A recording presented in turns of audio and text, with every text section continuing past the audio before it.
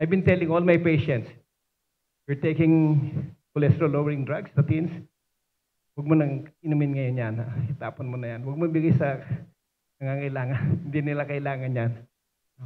No, cholesterol is something that is very important to our body. Now, the question is, bakit nagkaroon ng atheromatous plaque? So that plaque is a complex structure that has cholesterol, yes. It has fibers, fibrosis, fibrotic process. It has calcifications. Next slide. And if the coronary artery already have these plaques, it will do what you call click. Number one cause of please click, enter. The number one killer is enter. Ischemic heart disease. Isa pa.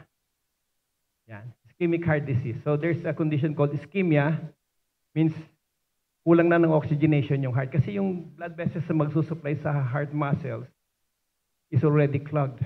No? So hindi na sufficient. And that will lead to a condition called myocardial infarct if it happens to have what you call a malignant dysfunction. Malignant endothelial dysfunction. Next slide, please. Okay. So, second, vitamin C is very important in the carnitine complex, which is a care for transporting fatty acids into the mitochondria for oxidation in cellular energy production. So, and na-imagine nyo ba yung cell, di ba meron dyan mitochondria, which is the powerhouse of the cell that produces energy in the form of ATP. Pero para mag-proceed yung Krebs cycle, you need carnitine transport. No? And that cannot proceed without vitamin C. So it enhances the production of beta hydroxybutyrate that raises up the NAD-NAD ratio in the mitochondria. So we're talking about kanina structure, and we're talking about energy. We're talking about energy sa mga cells natin, sa mitochondria. Next. And then when it comes to neurotransmitters, you know neurotransmitters? These are like hormones, pero mas minute yung amounts nila. How the nerve cells are communicating with each other is through neurotransmitters. So ascorbic acid is essential for the synthesis of catecholamines. It catalyzes the conversion of dopamine to norepinephrine and other enzymatic reactions in the activities of hormones such as oxytocin, vasopressin, cholecystokinin, and alpha-melanotripsin. Medyo technical. Anyway, walang ibang words eh. Next. So why is vitamin C a premier nutrient? Next. It modulates 7-alpha hydroxylase in the catabolism of cholesterol to bile in the liver. So para sa management din ng cholesterol, para orderly rin siya, kailangan pa rin si vitamin C. Next. It enhances T-cell proliferation and response to infection. So, pinag-uusapan naman natin ito, immunology. Para malakas yung immune system natin, vital siya, no? Very vital si vitamin C. Blocks pathways that lead to apoptosis of T-cells that allows it to proliferate, thereby mounting a strong immune response. Vitamin C effectively prevents and ameliorates common cold. Common cold, ipon lang yan, pero paano gamutin? Mahirap gamutin ng common cold. Diba? Pag sinipon tayo, minsan ilang araw na, ang hirap, parado ilong, di ba? It's a very, actually, I was, you know, my father and my mother are doctors. So when I became a doctor, yung tanong ko sa mother ko, simple colds lang tinanong ko. Paano ba gamutin ng sipon? So sa medical, bigyan ka lang ng decongestant, antihistamine, and yet the cold persists. Simple remedy, pero walang solution. Walang ready solution kung gagamitin mo yung pharmaceutical. But with vitamin C, you know, when I was a young kid, until I became a doctor, I always have allergic rhinitis, I have asthma, and I found the solution in vitamin C. I went to taking 10,000 milligrams of vitamin C. That's the time. So I started 1,000, 1,500. 2,000, 2,500, 3,000, 3,500. Nothing's happened. Until I reached 10,000, doon na siya nawala. So I realized, ganito lang pala. To manage any kind of allergy, be it asthma, I was also asthmatic. Allergic rhinitis, allergic sinusitis, allergic cough, skin allergies, recurrent skin allergies, recurrent urticaria, no? name it, basta allergy, 10,000 milligrams mo ng vitamin C for 1 to 2 months. After that, maintain mo na sa 6,000. And take off the fuels of the allergy, which are in medicine they call it the leukotrienes. That's coming from arachidonic acid. It's coming from linoleic acid. Is a form of polyunsaturated, which are coming from the bad oils. So what are the bad oils? Canola, soya, corn, sunflower, cottonseed, even palm. These are bad. I call them the bad oils. Ako lang naman tumawag sa kanila na bad oils. No? So we use coconut oil instead, which is not unsaturated but fully saturated and medium chain ang length niya. No? Anyway, let's go to the next.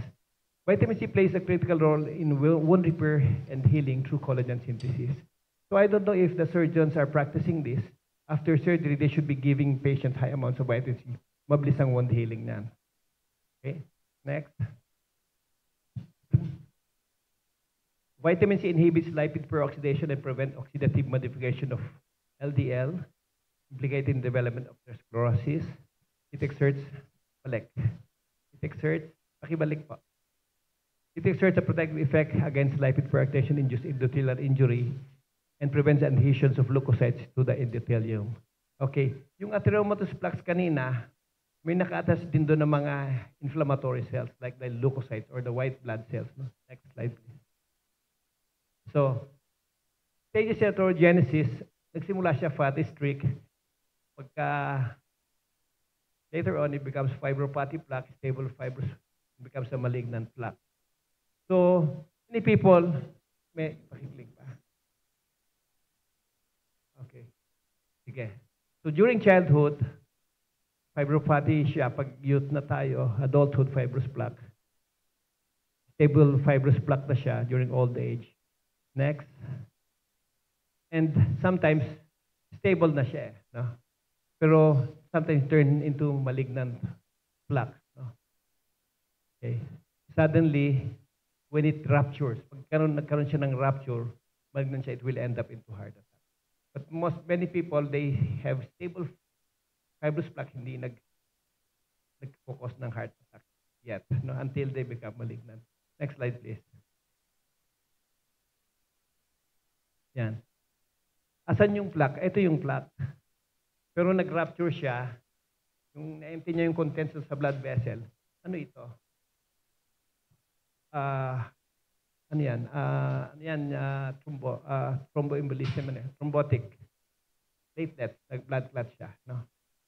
So pagka na ganyan, parado na kagad yung blood vessel. Kaya yung heart attack, it comes very sudden, very dramatic. Biglang, nakita niyo yung mga sa pelikula, di ba? Kaganyan. Nangyayari talaga yun kasi biglang mag-blood clot na yan. Totally wala nang dadaan na dugo. Parado na siya. Yung part ng heart na sinusuplayan, wala nang totally wala siyang supply. So, heart attack. Okay, next. Okay, next. So, studies conclude that high intake of vitamin C reduces risk of death from cardiovascular disease very significantly. No? Next. Vitamin C is cytotoxic to some tumors such as neuroblastoma, osteosarcoma, retinoblastoma.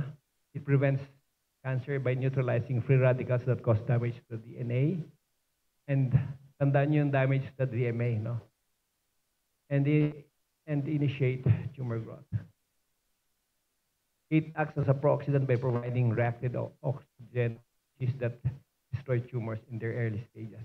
Earlier, Engineer Allen was talking about the oxidant, no, oxygenation, no.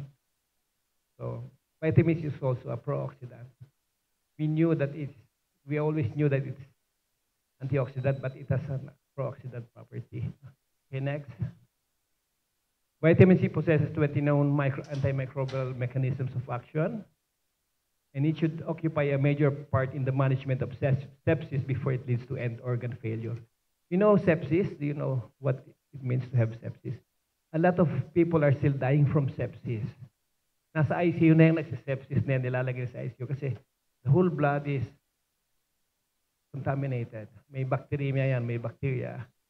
Sometimes, lalo na pag mga super germs, tapos community hospital acquired, iba't ibang antibiotics hindi na nag-work.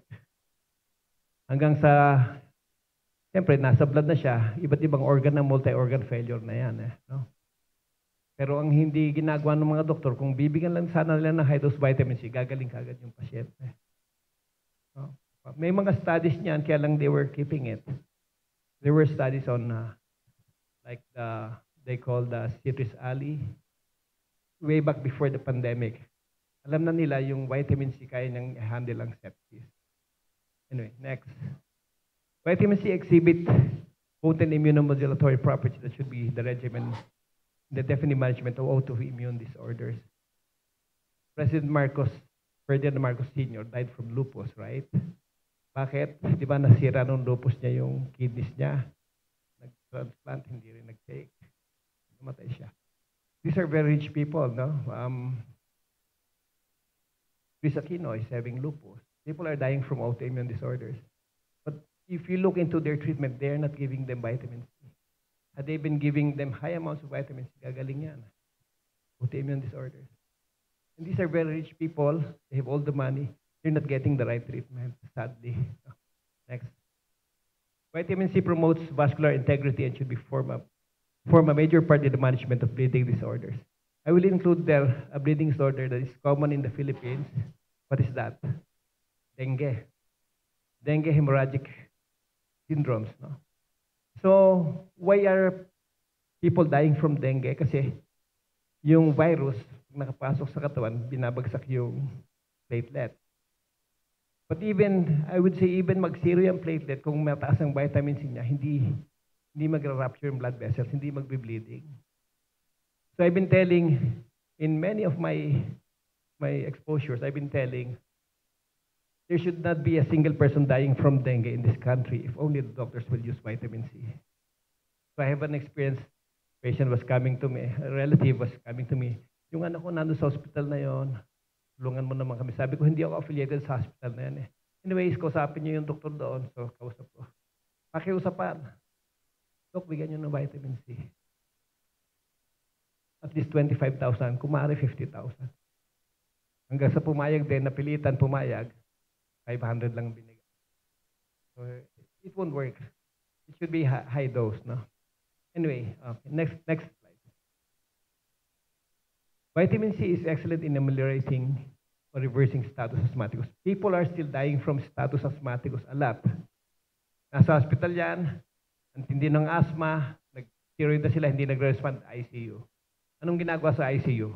Para may monitor lang nila, pero any additional treatment, still steroid. They're still waiting for the steroid to take up.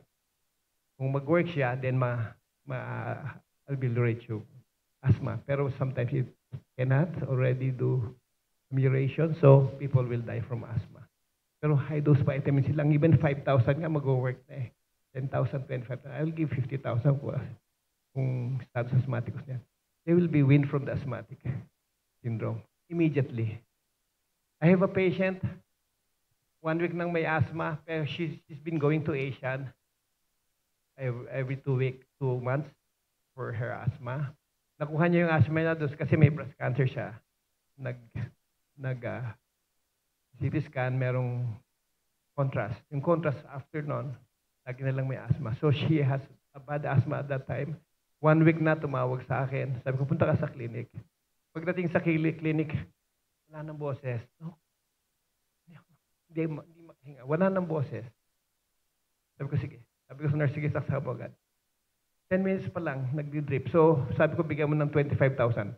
10 minutes siguro, 5,000 pa lang nagdi-drip o wala pa eh. Less than 5,000 milligrams pa lang nabibigay. Nakangiti na yung pasyente. Dok, may boses na ako. Ganun kagaling si vitamin C sa asthma. Next. Vitamin C should be an adjunct in the management of viral bacterial mycobacterium. When you say mycobacterium, this is a different breed of bacteria, or class of bacteria responsible for what you call tuberculosis. Ibang hindi gagaling ang tuberculosis simple antibiotic. May anti-tuberculosis medicine. In fact, they call it anti-TB chemotherapy. Yung mga TB patients natin, naka-quadruple therapy yan as a start, no? And most of all of this, yung basic na quadruple, rifampicin, isoniazid, ethambutol, pyrazinamide, are all toxic to the liver. So pagka nag-reach lang toxicity yung pasyente, what else can they do? They'll go into another set of medicine. Pero, me, I manage tuberculosis in a different way. I'll give ivermectin, which is also anti-TB. I'll give weekly intravenous vitamin C, and they're getting better without harming the liver. Next. Hindi ko na-stress yung viral tsaka bacterial. Mamaya yan ko. So, we have seen even, meron akong set of slides dun sa viral. Okay, vitamin C is the answer in conquering multi-drug resistant and extremely multi-drug resistant tuberculosis. I mentioned that already. Next. It's the answer to all forms of chronic allergies, allergic rhinitis, sinusitis, allergic African. I mentioned that already. It's the most versatile and has the broadest spectrum of antitoxin properties. When you say antitoxin, anong pinag-uusapan natin? Poisoning. So nakita nyo, magaling siya sa trauma, sa bleeding, di ba? Magaling siya sa infection, pati sa poisoning. Okay. Meron pa ba? Next slide. Yeah. So vitamin C, I call it the repair vitamin necessary for the daily wear and tear of tissues. So our body will automatically repair if we have high amounts of vitamin C in our system. Okay, next. It's the single most important agent in conquering viral infection. Nandito na tayo sa viruses. No? Okay, next. So SARS-CoV-2, ito yung pinaka-recent na na nangyari. No? Not a single one among the most severe COVID-19 patients died when given high enough doses of intravenous vitamin C. You know how high? 50,000 lang, severe. Pero I had a patient, I gave 50. After 2 days, I gave 75. After another 2 days, I gave 100. Very severe na yon. No? So, even severe forms, 50,000, gagaling ang COVID. Eh. Moderate, bigyan mo lang ng 25, gagaling na siya. Eh. Okay, next. Polio. Very rare na ito, pero there was a time, one of the modern day orthomolecular doctor, his name is Dr. Frederick Klenner, that was way back in the 1950s. Sa America, he was presented with 60 patients nagkaroon ng epidemic ng polio. This patient presents with acute flaccid paralysis. Floppy child ang tawag doon. Lambot na lambot yung bata. Walang kalakas. So, dalawa lang ang outcome ng polio. It's either patient will have, yung deformed limb, atrophied limb, or the patient will die. Mostly kids yan. No? So, nandun na pala, crippling disability or death. None of this can happen if it is reversed right away with vitamin C. So, Dr. Frederick Klenner published a study of 60 patients, 60 children, in the Journal of American Medical Association way back in the 1950s. Wala na, nalimutan na yung ginawa niya. No? Next. Click. Paki-click. Ayaw. Ano nangyari? Enter. Yun. Hepatitis. All cases of hepatitis infection should respond to properly dosed intravenous vitamin C. Minsan kasi ang hepatitis nagpo-fulminant, dilaw na yung pasyente. No? Pagka very active siya, hindi sila nagbibigay ng vitamin C sa hospital. I don't know why. No? So, measles. Madalang na rin si measles. No? Pero early administration of intravenous vitamin C will prevent the measles patient from progressing into bronchopneumonia. Doon namamatay si measles. Yung measles patients sa bronchopneumonia. So, bigyan ka agad ng high dose vitamin C, hindi na uuwi doon. Next. Single most important agent in conquering. Ba't bumalik? Ayan. Mumps. Okay. Hindi na masyadong deadly si mumps pero effective si vitamin C. Next. viral encephalitis. When you say encephalitis, it is infecting the brain. So, seryosong viral infection yan, ano? So, sample herpes simplex, West Nile virus, they can bring about, meron pa Japanese equine encephalitis. Even comatose patient can be reversed when given high enough doses of intravenous vitamins. I have no cases like that yet. Nasa literature po yan. Next. Chickenpox and herpes infection, shingles, respond within 72 hours when given properly dosed intravenous vitamins C. Next. Viral pneumonia, maraming viral pathogens na magkukos ng pneumonia. No? 36 hours, they respond right away. Next. HIV. No? This is the one that leads to AIDS, di ba? So, can it reverse AIDS? Can it cure AIDS? High enough dose of intravenous vitamin C? Probably cure. Reverse, yes. AIDS patient receiving, ang problema sa AIDS patient, next. They are all, most of them are, or I mean all of them are given AZT or Sidoviodine. Pero yung AZT brings about muscle damage. No? Pakiclick. So, I was presented with a patient like that. Sabi ko, ito po ang gamot ninyo. Anyways, hindi bumalik sa vitamin C. Kasi sabi ko, pwede naman intravenous vitamin, pwede namang ivermectin at saka virgin coconut oil. They will respond the same. Pero, ang presentation niya kasi, yung toxicity ng gamot.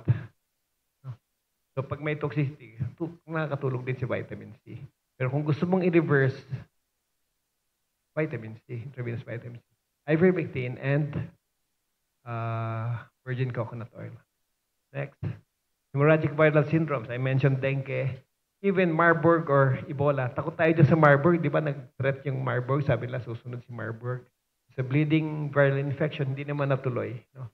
Ebola, people can die within 48 hours from Ebola. Nakakatakot si Ebola. No? Pero may study sila, give high amounts of vitamin C. It may be 150,000 milligrams right away or it can go 200,000 milligrams of vitamin C. Mare-reverse mo si Ebola. You will save the patient. Okay. Next. Okay, other viral syndromes like influenza, madali lang sa vitamin C. No? Next. Next. Yan. Okay, let's go to the next question. Why are people, pakibalik ng yan, deficient of vitamin C? Okay. Why? So, is that vitamin C present in our foods? Yes, it is. But how much vitamin C can we get from the foods? Next slide, please. So, in-analyze nila yan for every kilogram of this edible product, alisin mo na yung balat. Kung banana, alisin mo yung balat. Isang kilo na saging, 160 milligrams lang vitamin C mo. No? So, alin ang highest dyan? Rose hips, that's very high. Even then, ano ba yung rose hips? Saan nakukuha? Natin alam eh, no? Anyway, so, in truth, mahirap kunin lang sa ang source ng vitamin C sa food. It has to be taken as a supplement or as an intravenous treatment. No? Next. What is the reason for that? Ganito. Tiningnan nila yung mga mammals in general. Kasi pati plants may vitamin C yan eh. No? Mammals, tingnan nila. So, nakita nila, let me pose you one question. Have you heard of a carabao ending up having a heart attack? Matanda na kasi, pinag-aararo pa nung magsasaka, na-atake sa puso. Have you heard of that? Wala, di ba? Have you heard of, say, a rabbit having cancer? Wala, di ba? Lalo ng mga wild animals, they don't have all these problems. Kasi mataas ang vitamins nila. You know why? Their bodies are producing their own vitamin C. Very high amounts of vitamin C when they need it. It's the repair vitamin. You know, these goats, they keep on feeding from the grasses, di ba? Yung mga grasses na yan, malinis ba? Sabi may putik pa yung iba, may droppings pa ng birds yan, may maraming contaminants. No? So if ever they ingest something that is bad, a pathogen or a toxin, their bodies will start producing lots of vitamin C. And how can they do that? Simply because they have biosynthetic pathways by which they can produce vitamin C from glucose. And glucose is the most abundant of all the carbohydrates, di ba? So there are just 4 metabolic steps at apat na enzymes lang. From glucose, it can become ascorbic acid. The problem is, itong gulonolactone oxidase, wala sa tao. They found out only humans, certain number of primates, guinea pigs, and certain fruit bats, wala nun. But the rest of the mammals, mammalian world, nagproduce sila ng mataas na vitamin C. So, for example, you have a pet dog. Your pet dog asks you for food. Kumakain ka ng hamburger, for example. Humingi yung aso mo na gusto yung kinakain mo. Kinapon mo yung half ng burger mo, nahulog sa lupa. Kinain niya. Nagtae ba siya? Pero kung tayo gumawa no, nahulog dyan sa lupa, may putik-putik pa, kinain natin. For sure, magdadayara tayo. May antimicrobial properties si vitamin C. Your bodies will start producing high amounts of vitamin C. They were able to measure that, mataas talagang vitamin C nila. Pag na-expose sila sa pathogens, sa toxins, or they have trauma, automatic tumataas yung blood, yung vitamin C sa katawan nila, simply by converting glucose into vitamin C. Next slide po. So the story of vitamin C, ganito yun. No? James Lind is a British Royal Navy surgeon. In 1747, propose niya sa British Army the remedy for distemper at sea, called scurvy. Yung mga Navy nung unang panahon, you know, the British, they dominate the whole oceans, all the oceans in the world, di ba? Nung nasa power yung Britain, Great Britain, di ba? Pero, the early days, mga 16th century, they have problem. Meron silang distemper at sea. What happens? Ang description nga nila, when the ocean turns red. So yung mga sailors nila, pag more than 3 months na sila sa laot, nagkakaroon sila ng plague called scurvy. Dumudugo ilong nila, dumudugo ang gums sila. Namamatay sila doon. Tinatapon na lang nila yung sailors sa dagat. Pero si James Lind, pinropose na bigyan natin ng lemons at limes. Kasi wala silang yung perishable masyado yung vegetable eh. Wala pang 1 month, ubos na yung vegetables eh. So, pero lemons, magtatagal siya. So, nagtaka sila, nawala nga yung scurvy. Then, Casimir Funk, British biochemist in the early 1990s, recognized that certain food were needed to prevent nutritional deficiencies such as beriberi, scurvy, pellagra, rickets. Identify the substances were in a class of organic compounds called amines. So siya nagsabi ng vitamins. Diyan nagsimula yung concept ng vitamins. And then Host and Frolic, these are Norwegian biochemists in 1907, demonstrated scurvy can be induced in guinea pigs by restricting certain foods when they were fed with cabbage. And then, ito yung Nobel Prize winner, si Albert Szent-Györgyi, Hungarian biochemist, na-isolate niya yung vitamin C. And then si Walter Horwath, siya yung British chemist na nag-determine ng molecular structure before they call it the hexauronic acid. Then later on, they rename it ascorbic acid. Parang A means opposite, no? Sa scurvy, kaya ascorbic acid. Next. So, in 1937, Albert Szent-Györgyi was awarded the Nobel Prize in Medicine for his discovery of vitamin C. And Walter Horwath was awarded the Nobel Prize in Chemistry for his work in carbohydrates and vitamin C. Then Albert Leninger, siya yung nakatuklas nung concept na yung mga ibang mammals matataas yung vitamin C. No? And then, Linus Pauling, no? Siya yung pinakamahaba ang research tungkol sa vitamin C. And he was the one who coined the word orthomolecular. So, That was born the field of orthomolecular medicine. Next slide, please. So what happens when we have long-term vitamin C deficiency? As I was saying, karamihan sa atin, in this room, karamihan dito, 99% vitamin C deficient. So what happens next? You'll have scurvy. Pero hindi naman tayo nagbe-bleeding, but scurvy. Subclinical scurvy. Well, scurvy is the classic manifestation of vitamin C deficiency. Next. Ito yung picture ni Dr.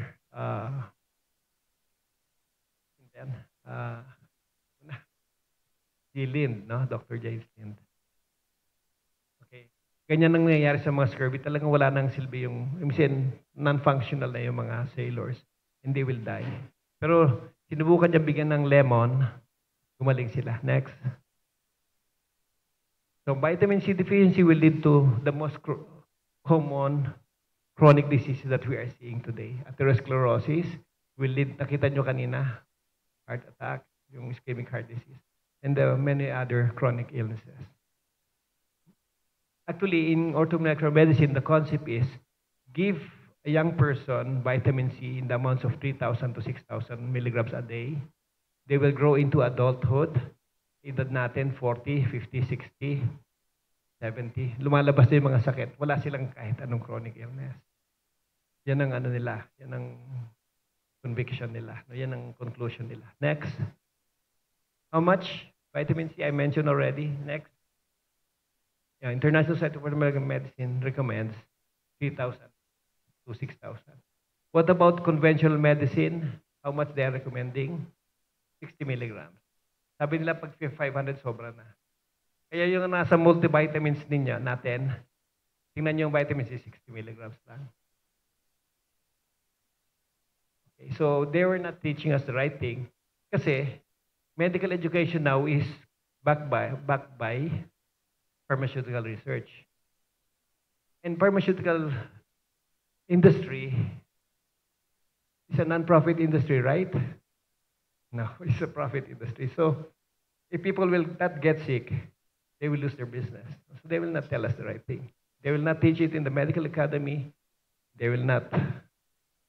And most doctors are not aware that there is some corruption in the medical academy, in the way medical practice is being done today. Next. So what about intravenous vitamin C? When are high dose especially needed? Next. This chemical structure of vitamin C, makita nyo simple lang siya eh. Carbon, hydrogen, oxygen lang. Tapos similar siya sa structure ng glucose. No? Next.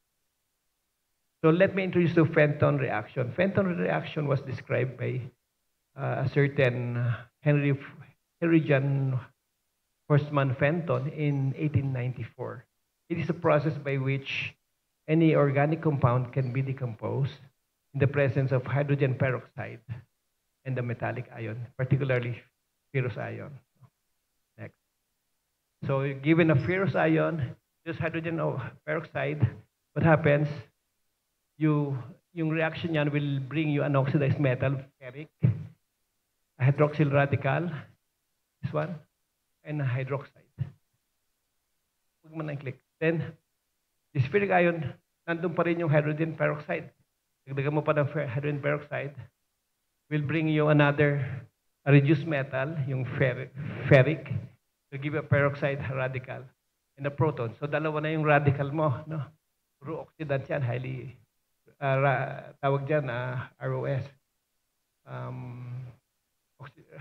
Radical oxygen species. Next. So, balik na naman siya. So yung ferrous mo naging ferric, yung ferric magiging ferrous. Ferric. Ganun lang siya. Redox cycling tawag doon. Click. Redox cycling. Reduction, oxidation, reduction. Nagsa-cycle lang siya. Nagde-decompose. Anything you bring, introduce mo si hydrogen peroxide tsaka si ferrous. Si iron ion, no? Redox cycling. Okay. Anong significance si vitamin C? Next. So, makita nyo, may arrow, hydrogen peroxide lang i-introduce mo, ano? Basta may ferric ion, may metallic ion. Next, introduce natin si vitamin C ngayon. Next. So, given a ferrous and vitamin C, what happens? Next. So, you reduce this to an ascorbate radical. You have reduced metal and an electron. Next. Si ferrous. Next. Abundant si oxygen, di ba? Humihinga tayo, nandiyan. Next. Magre-react siya, magiging ferric siya. So you have an oxidized metal. Then you have this one. Superoxide radical. Next. So the superoxide radical introduce mo si hydrogen. That's why I've been telling my cancer patients also drink hydrogenated water. Next. Magiging hydrogen peroxide radical. And then oxygen plus oxygen. Next. So that's the Fenton reaction involving vitamin C. Okay, next slide please.